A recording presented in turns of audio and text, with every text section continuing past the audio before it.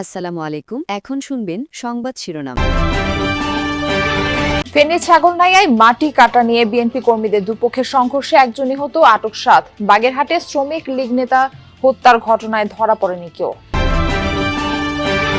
মেহেরপুরে চাহিদা মতো জ্বালানি তেল না পেয়ে সেচ নিয়ে দুশ্চিন্তায় কৃষক। শিগগিরই সংকট না কাটলে বড় ধরনের লোকসানের শঙ্কা। মুন্সিগঞ্জের চর সৈয়দপুরে খানাখন্দে ভরা সড়কে চলাচলে চরম দুর্ভোগ। স্থায়ী সমাধানে গাইড ওয়াল সহ সংস্কারের দাবি স্থানীয়দের।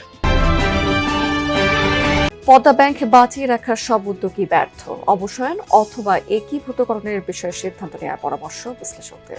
এতক্ষণ শুনছিলেন সংবাদ শিরোনাম, এখন শুনবেন বিস্তারিত। ফেনীর ছাগলনাইয়ায় ফসলি জমির মাটি কাটাকে কেন্দ্র করে বিএনপি কর্মীদের দুপক্ষের সংঘর্ষে একজন নিহত হয়েছেন, আহত হয়েছেন 2 জন। নিহত হোনা মিয়া যুব দলের কর্মী ছিলেন বলে জানিয়েছেন স্থানীয়রা। গতরাতে উপজেলার কন্ট্রাক্টর মসজিদ এলাকায় এই ঘটনা ঘটে। পরে অভিযান চালিয়ে জিজ্ঞাসাবাদের 7 জনকে আটক করা হয়। পুলিশ জানায়, রাজনৈতিক পট পরিবর্তনের পর থেকে উপজেলার বিভিন্ন স্থানে চলছিল ফসলি জমির মাটি কাটার মহোৎসব।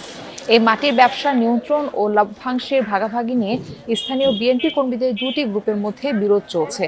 এরই জেরে গতরাত 3টার দিকে দুপক্ষের সংঘর্ষ জড়ায়। পরে আহত 3 জনকে হাসপাতালে নিয়ে গেলে চিকিৎসক হোনা মিয়াকে মৃত ঘোষণা করেন। বাকি 2 জন চিকিৎসাধীন রয়েছেন। বাগেরহাটের মোল্লাহাটে উপজেলা শ্রমিক লীগের সাধারণ সম্পাদক শেখ সোহাগকে গুলি করে হত্যার ঘটনায় এখনো মামলা হয়নি, আটকও হয়নি কেউ। গতরাতে উপজেলা পানবাজারের সামনে মোল্লাহাট চুন খোলা সড়কে এই ঘটনা ঘটে। পুলিশ জানায়, রাতে শেখ ট্রেডার্স নামের নিজের ব্যবসা প্রতিষ্ঠান বন্ধ করে মোটরসাইকেলে বাড়ির উদ্দেশ্যে রওনা হন সোহাগ। এ সময় 2টি মোটরসাইকেলে করে আসা কয়েকজন দুর্বৃত্ত তাকে লক্ষ্য করে পরপর 5টি গুলি ছোড়ে। গুরুতর আহত অবস্থায় উদ্ধার করে উপজেলা স্বাস্থ্য কমপ্লেক্সে নিয়ে গেলে কর্তব্যরত চিকিৎসক সোহাগকে মৃত ঘোষণা করেন। এই ঘটনায় জড়িতদের ধরতে অভিযান শুরু করেছে পুলিশ। এর আগে গত 7 মার্চ সোহাগের ব্যবসা প্রতিষ্ঠানের কর্মচারী নূর ইসলামকে লক্ষ্য করে 3টি গুলি ছোড়ে দুর্বৃত্তরা। বর্তমানে ঢাকা মেডিকেল কলেজ হাসপাতালে চিকিৎসাধীন রয়েছেন নূর। জ্বালানি তেল সংকটের প্রভাব পড়েছে মেহেরপুরে। প্রতিদিন লম্বা লাইনে দাঁড়িয়ে তেল সংগ্রহ করতে হচ্ছে ভুক্তভোগীদের। অন্যদিকে খেতে প্রয়োজন অনুযায়ী সেচ দিতে না পেরে দুশ্চিন্তায় কৃষকরাও। ফসল উৎপাদন নিয়ে তাদের শঙ্কা বাড়ছে। এমন পরিস্থিতিতে কৃষকদের শুকনো ও ভেজানো পদ্ধতিতে চাষাবাদের পরামর্শ দিচ্ছে কৃষি বিভাগ। এছাড়া সৌরচালিত সেচ পাম্প বৃদ্ধির পরিকল্পনা করা হচ্ছে। আধুনিক প্রযুক্তি নির্ভর কৃষিতে পানির যোগান দিতে যান্ত্রিক পাম্পের ওপর নির্ভরশীল চাষিরা। তবে মেহেরপুরে জ্বালানি সংকট দেখা দেয়ায় সেচ কার্যক্রমে কিছুটা বিঘ্ন ঘটছে। এতে দুশ্চিন্তায় কৃষক। বোরো আবাদের ভরা মৌসুমে চাহিদা মতো জ্বালানি তেল না পাওয়ায় প্রয়োজন মতো সেচ দিতে পারছেন না কৃষকরা। লম্বা লাইনে দাঁড়িয়েও মিলছে না জ্বালানি তেল। জানান, এমন পরিস্থিতি চলতে থাকলে কাঙ্ক্ষিত ফসল ঘরে তোলা সম্ভব হবে না। বড় ধরনের লোকসানের শঙ্কায় তারা। পাম্প কর্তৃপক্ষ বলছে, চাহিদার তুলনায় ডিপো থেকে তেল সরবরাহ কম হচ্ছে, এতে গাড়ি ভাড়াও পড়ছে বেশি। তাই সাময়িক সমস্যা তৈরি হলেও খুব শিগগিরই পরিস্থিতি স্বাভাবিক হওয়ার আশা তাদের। এমন পরিস্থিতিতে কৃষকদের শুকনো ও ভেজানো পদ্ধতিতে চাষাবাদের পরামর্শ দিচ্ছে কৃষি বিভাগ। এতে অর্ধেক পানিতেই ফসল উৎপাদনের পাশাপাশি খরচও কমানো সম্ভব। এছাড়া সৌরচালিত সেচ পাম্প বৃদ্ধির পরিকল্পনা করা হচ্ছে বলেও জানিয়েছেন কৃষি কর্মকর্তা। চলতি মৌসুমে জেলায় 19,400 হেক্টর জমিতে বোরো আবাদ হয়েছে। সরকার আসে বিদায় নেয়, কিন্তু মুন্সিগঞ্জের চর সৈয়দপুর মানুষের চলাচলের দুর্ভোগ যেন শেষই হয় না। যাতায়াতের প্রধান সড়ক কোথাও ধসে পড়েছে, কোথাও নেই রাস্তার অস্তিত্বই। এতে চরম ভোগান্তিতে পড়েছেন স্থানীয় বাসিন্দারা। কোথাও ধসে তৈরি হয়েছে বড় গর্ত, কোথাও আবার সড়কের অস্তিত্ব বোঝা দায়। যত্রতত্র তৈরি হয়েছে খানাখন্দ। এমন চিত্র মুন্সিগঞ্জ সদর উপজেলার আধারা ইউনিয়নের চর সৈয়দপুর এলাকার সড়কের। প্রতিদিন সড়কটি দিয়ে যাতায়াত করেন কয়েক গ্রামের বাসিন্দা।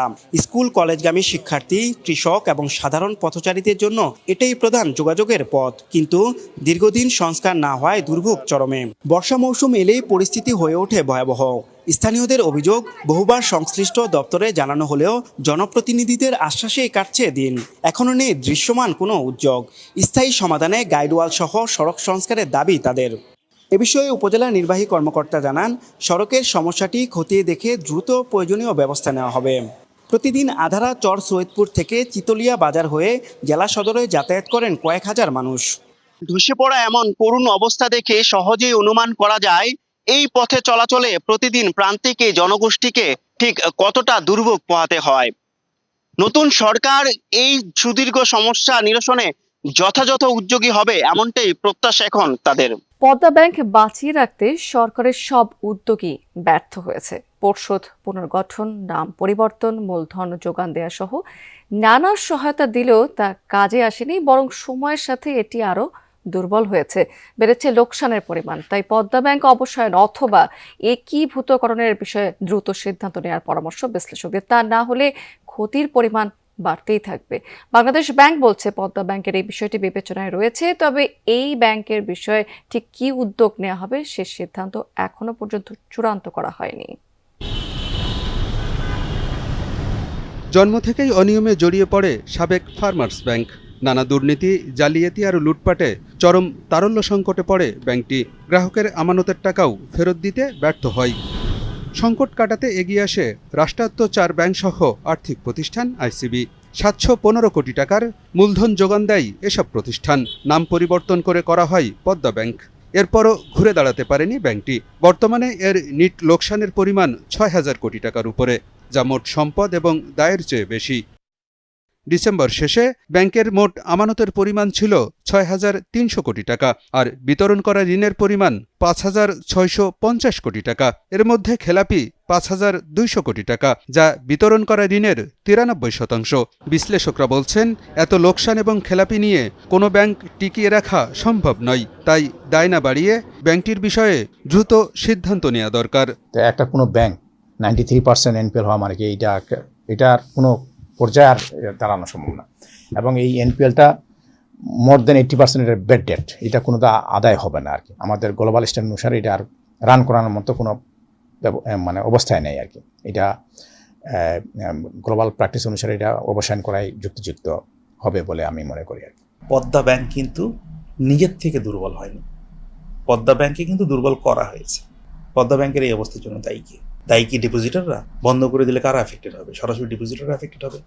সেখানেই সেন্ট্রাল ব্যাংকের দায় চলে আসে যে আপনারা তো তার এগেনস্টে ওই সময় কোনো অ্যাকশন নিতে পারেননি, তাদেরকে অ্যালাউ করেছেন প্রতিষ্ঠানগুলোকে ধ্বংস করতে। সুতরাং এখন সেই দায়িত্ব থেকে বের হওয়া কিন্তু কঠিন। রাজনৈতিক বিবেচনায় অনুমোদন পাওয়া পদ্মা ব্যাংক যাত্রা শুরু করে 2013 সালে।